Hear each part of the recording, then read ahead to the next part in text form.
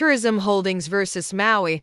Which one's best for your campervan rental in New Zealand? We have two campervans, one from Tourism Holdings and one from Maui. And today we're going to be talking about all the differences that we found between these two companies. We rented our Maui van for just over $1,200 for 3 weeks, and our Tourism Holdings van was just under $1,700 for the same amount of time. So right off the bat, you can see that Maui is definitely the more budget-friendly option. Both of these vans are considered to be new age. They're both under 5 years old. However, the Maui van is definitely newer than the Tourism Holdings van. The biggest difference between the two is that the Maui van is self-contained while the Tourism Holdings van is not. What does that mean exactly? Well, the self-contained certification means that you're allowed to stay overnight in the van in designated areas only. Whereas with the non-self-contained van, you have to go to a designated spot to sleep and you're not allowed to stay anywhere else overnight. Also,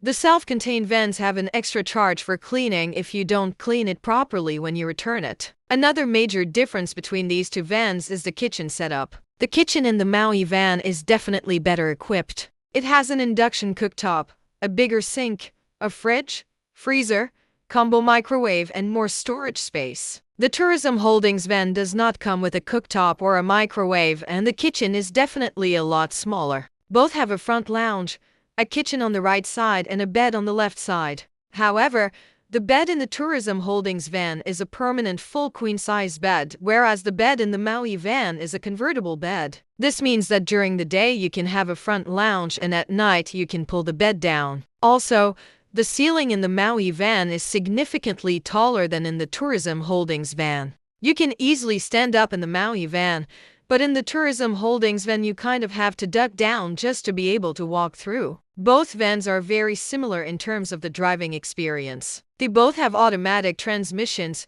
they're both relatively easy to drive and park, and they both get decent gas mileage. But there are a few things to note. The Maui van is technically a 6-speed manual, but it drives like an automatic because it has a very user-friendly gear stick. And lastly, the Maui van has a backup camera, which is super helpful when you're driving such a big vehicle. So overall, which one do we think is better? Honestly, we really enjoyed both of them for different reasons. If we had to choose, we would probably go with the Maui van because it's newer, it's self-contained, and it has a better equipped kitchen. But if you're looking for a cheaper option, then the Tourism Holdings van is still a great choice. Visit www.travelersguides.com.